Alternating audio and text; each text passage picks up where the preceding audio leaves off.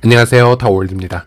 최근 중국 지역의 파이오니어들에게도 KYC 관련 업데이트 사항이 지속적으로 나오고 있다고 합니다. 중국과 몇몇 특정 지역은요, KYC 시스템이 일반 KYC와는 조금 다른 형태, 그리고 다른 타임라인으로 진행이 되어 왔었는데요.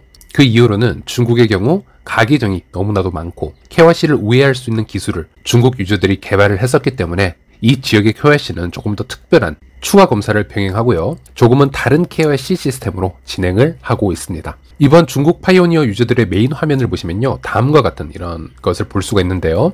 잠시 해석을 드리자면, 코어팀은 더 많은 중국 파이오니어들이 KYC 어플리케이션을 검토할 수 있도록 중국 커뮤니티를 위한 KYC 소프트웨어 업데이트를 배포하고 있습니다. 지역 검증 기능을 시작하고 개선하는데 도움이 되도록 검증된 파이오니어가 검증자가 되기 위해 지원하는 것이 좋습니다. 이렇게 요약을 할 수 있겠고요. 그리고 이런 이미지나 뉴스들이 SNS상, 즉 트위터상에서 돌아다니면서 과연 이런 뉴스가 사실일까? 워낙 파이 뉴스에 거짓 뉴스들이 많기 때문에 이제 이런 것을 좀 의심하는 분들도 많이 보였는데요. 일단 코어팀에서는 최근에 중국 관련 KYC 업데이트 사항을 중국 유저들에게 메인 화면을 통해서 보여주겠다라고 언급을 했었기 때문에 사실일 확률이 매우 높고요. 현재 파이도 개발자라든지 이 개발자도 중국인이고요. 파이체인몰 개발자, 홍콩 출신이지만 중국 소식에 상당히 또 많은 정보를 얻고 있는데 이 개발자들도 모두 이 중국 뉴스가 모두 사실이다, 이렇게 얘기를 하고 있는 것을 볼 수 있었습니다. 그리고 조금 더 디테일하게 들어가서요, 중국 외에도 다른 국가나 지역들의 KYC는 모두 문제가 없느냐라고 질문을 한다면 꼭 그렇지만은 않습니다. 세부적으로 보면요, 아직도 소수의 국가들은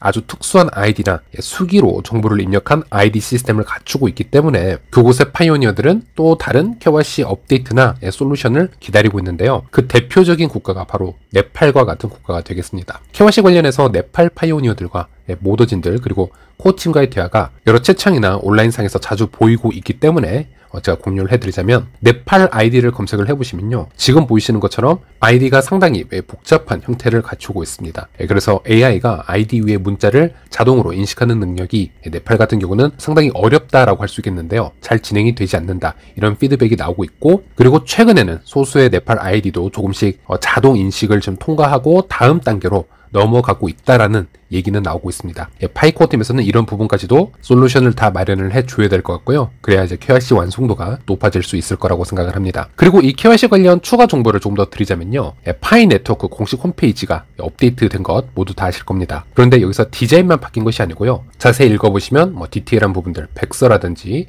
디테일한 정보란들도 조금씩 다 업데이트가 되어 있는 것을 볼 수 있는데, 이곳에 KYC FAQ, 즉 KYC 관련 자주 묻는 질문들 이 란을 보시면요, 꽤 중요한 정보들이 들어있기 때문에 제가 공유를 해드리도록 하겠습니다. 이 부분은 파이 생태계에서 팩트만을 골라서 전달해 주시는 캔리님께서 파이파파 카페에 직접 번역본을 올려주셨는데요, 일단 이것을 클릭해서 보시는 게 좀 더 편할 수 있습니다. 여기서 핵심 문장 몇 가지 추려서 공유를 해드리자면요, 지금도 시스템에서 무작위로 할당한 KYC 슬롯을 계속 받아야만 합니까? 즉 계속 기다려야 합니까? 라는 질문에는요, 현재는 그런 식으로 기다릴 필요가 없이 바로 KYC 신청이 가능한 상태이다 라고 얘기를 하고 있습니다. 바로 파이 브라우저로 접속을 하셔서 KYC 탭에 접속을 하게 되면은 KYC 신청이 가능해진다 라는 얘기를 하고 있고요, 단 새로 생성된 계정은 30일 동안 채굴을 완료한 후에야 KYC 인증을 신청할 수 있다, 이렇게 얘기를 하고 있습니다. 물론 이 30일이 연속으로 채굴될 필요는 없음을 얘기를 하고 있습니다. 그리고 알고리즘에 의해 위반 가능성이 있는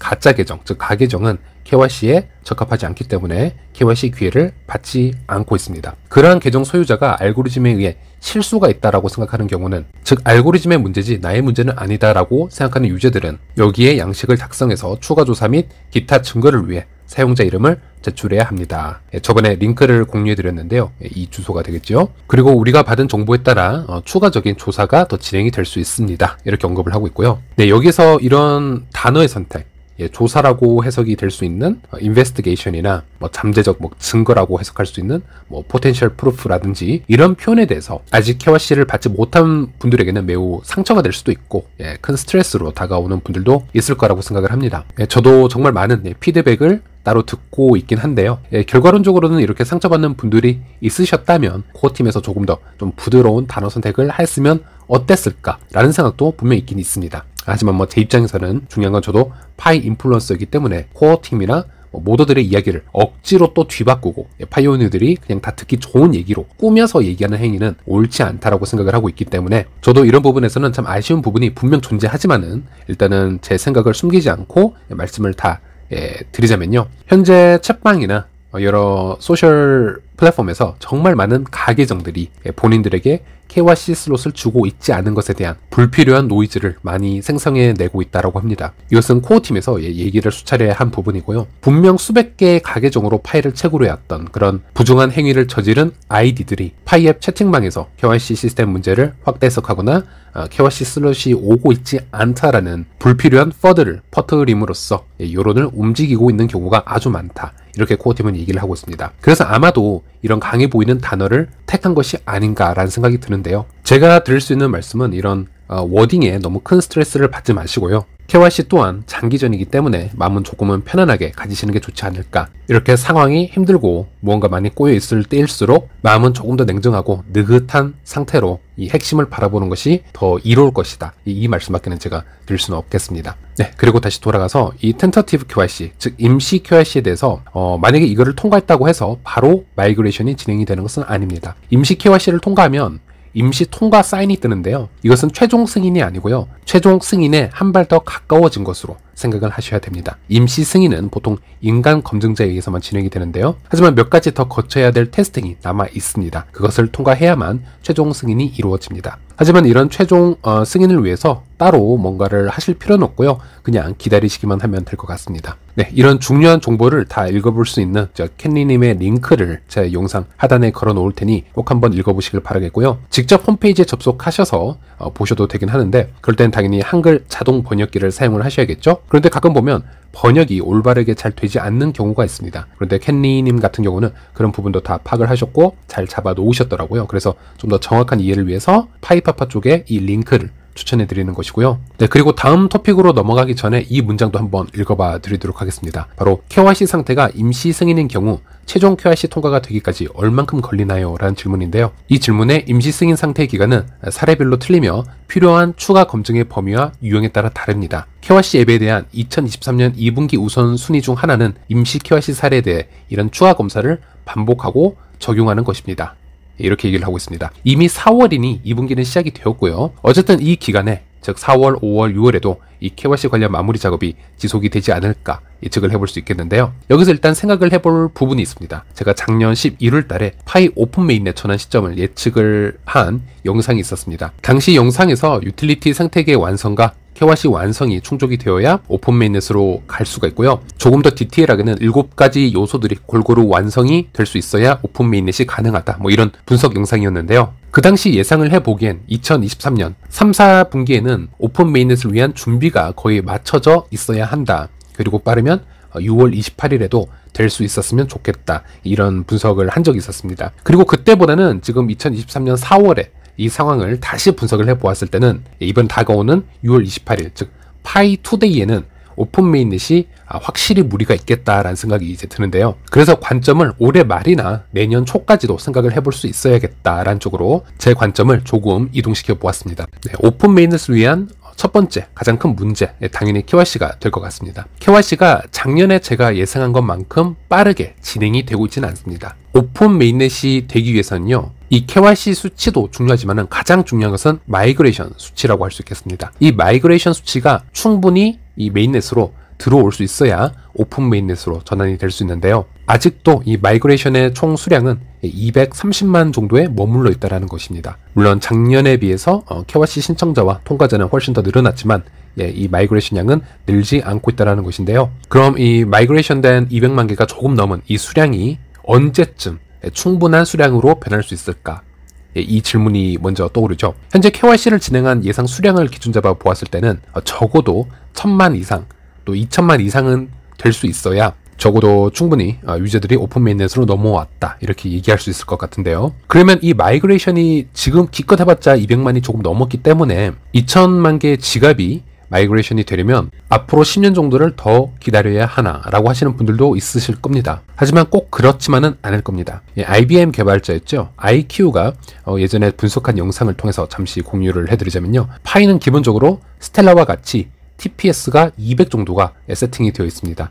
TPS란 블록체인에서 처리 가능한 거래 건수를 얘기를 하고 있는데요. 참고로 많은 분들이 온라인을 보면은 뭐 TPS가 스텔라 같은 경우 뭐 2000에서 5000까지 나오는데 200은 너무 낮은 거 아니냐라고 할 수 있겠지만요. 보통 최대치로 활용을 하면 그렇게 가능은 하겠지만 블록체인의 TPS가 항상 그런 상태를 유지하는 것도 아니고 기술적으로 세팅을 잡아놓은 맥스 값은 200TPS다라고 생각을 하시면 되겠습니다. 어쨌든 이 수치가 왜 중요하냐면 KYC가 통과되고 마이그레이션은 파이 블록체인에서 일어나고 있기 때문에 파이 블록체인이 처리할 수 있는 속도에 따라서 마이그레이션의 완성 기간이 영향을 받을 수도 있습니다. 예를 들어 비트코인처럼 10분마다 하나씩 블록이 생성되는 상황이면 KYC를 통과시켜도 마이그레이션을 하는데 정말 10년 이상의 시간이 소요될지도 모릅니다. 하지만 파이는 약 5초마다 블록이 생성이 되고 있기 때문에 조금 더 신속하고 빠르게 마이그레이션이 가능하다는 것인데요. 이 얘기를 IQ가 계산을 해주고 있는 것입니다. 1초에 200개의 거래를 처리할 수 있다면 1분에는 최대 12,000건의 거래를 처리할 수 있다는 얘기고요. 그 말은 1분에 최대 4,000개의 지갑을 만들어낼 수도 있다는 겁니다. 보통 보시면 한 개의 지갑을 생성하기 위해서 약 3개의 작업을 만들어낸다는 것을 기본으로 해서 계산을 한 것이죠. 그리고 이 얘기는 하루에 기술적으로 약 500만에서 600만까지의 마이그레이션이 가능하다. 즉 600만까지의 지갑 생성이 가능하다라는 얘기를 해주고 있는 것입니다. 하지만 IQ가 얘기를 하기를 현실적으로 그냥 하루에 100만 건의 지갑이 마이그레이션이 가능하다 이렇게 생각을 하는 것이 좋지 않을까 이런 얘기를 해주고 있고요. 즉 KYC 부분만 잘 해결이 된다면 이렇게 마이그레이션의 수치는 언제든지 짧은 시간 안에 폭발적으로 상승할 수도 있다라는 말씀을 드리고 싶은 것이고, 저는 여기서 조금 더 보수적인 계산 방식을 꺼내올 수도 있겠는데요. 작년 마이그레이션 처음 시작할 때쯤이 7월 초였습니다. 그때 당시 분석을 해보면 당시 3월부터 시작한 KYC 대량 통과자들을 대거로 마이그레이션을 한 번에 시켰던 시기가 있었기 때문에 매우 빠른 속도로 마이그레이션을 진행했던 것을 볼 수 있었는데요. 당시 하루에 통과 건수가 약 10만 건 정도였습니다. 물론 중간에 잠시 쉬어가는 텀이 많았었기 때문에 10만 건에 그쳤었는데, 그렇다면 보수적으로 하루에 가능한 마그량을 10만 건으로 한계 잡고 계산을 해본다면 한 달에 약 300만 명의 마그량이 발생할 수 있고요. 예를 들어 2천만 명의 추가 유저들을 마이그레이션을 시켜야 오픈 메인넷으로 갈 수 있다라고 생각을 해본다면 약 6개월에서 7개월까지 마이그레이션의 시간이 소요가 될 수 있다 이렇게 생각을 해볼 수 있겠습니다. 그만큼 이 마그량의 속도에 따라서 최종적으로 오픈 메인넷 기간도 영향을 받을 수 있다라는 것, 이 부분도 공유를 해드리고 싶었고, 그리고 올해 1월에 실시했던 해커톤 앱들이 아직 발표가 되고 있지는 않습니다. 짧은 시간 안에 개발이 된 커뮤니티 앱일 수도 있기 때문에 수정과 개발이 조금 더 진행이 되어서 발표가 될지, 아니면 코어팀 자체 앱과 함께 발표가 되기 위해서 타임라인을 이렇게 맞추고 있는 것인지는 잘 모르겠으나, 이것도 제가 작년에 예상한 것보다는 조금 더 미뤄지고 있다는 것이죠. 이런 생태계 앱들이 일단 폐쇄형 메인넷 단계에서 출시가 먼저 되어 주어야 합니다. 그래서 생태계 활성화에 어느 정도 도움을 줄 수 있어야 오픈 메인넷의 일정이 좀 명확하게 잡힐 수 있겠는데요. 현재 모든 것이 다 연기가 된 상태이기 때문에 오픈 메인넷 시작 시기가 작년에 예측한 것보다는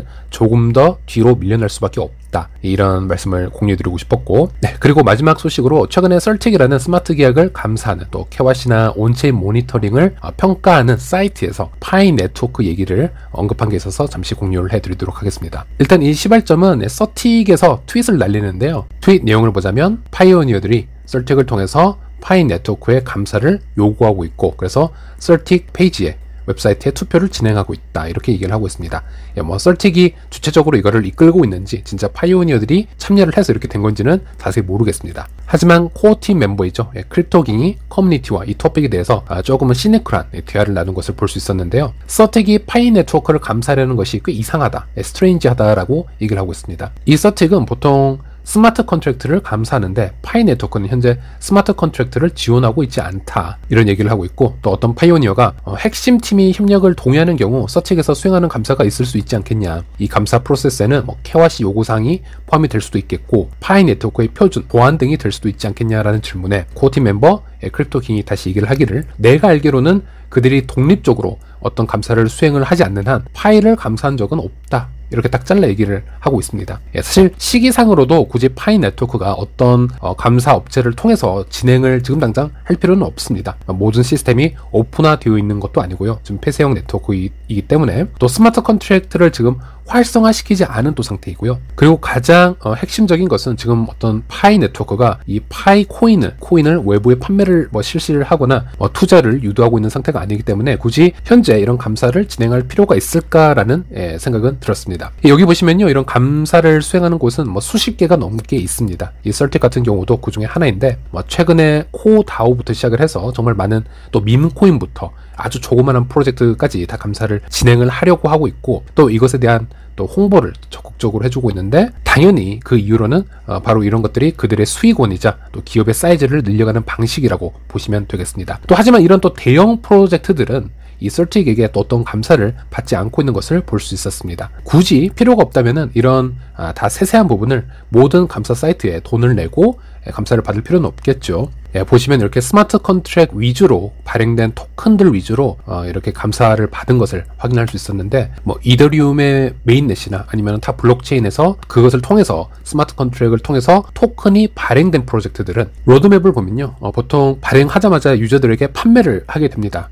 그래서 우리 토큰이 지금 이런 상태를 가지고 있다, 스캠성 코드가 스마트 컨트랙에 없다라는 것을 확인시켜주기 위해서 이런 증명하는 것이 매우 필요한 거라고 보시면 되겠습니다. 파이 또한 여기 수치가 있는데요, 이것도 제가 며칠 전이랑 비교를 해보니까 시간이 지나니까 계속 평점이 어떤 이유로 올라가고 있긴 합니다. 자꾸 높아져는 가고 있는데, 글쎄요, 파이 네트워크가 이곳에 감사를 줄 것인가 한번 생각을 해보시면은 저는 굳이 그럴까라는 생각이 있습니다. 만약에 할 의도가 있다면은 좀 더 개발이 진행이 된 후에 그것을 진행하지 않을까, 이렇게 생각을 해볼 수 있었고요. 네, 오늘은 여기까지입니다. 다음 시간에 다시 찾아뵙도록 하겠습니다. 시청해주셔서 감사합니다.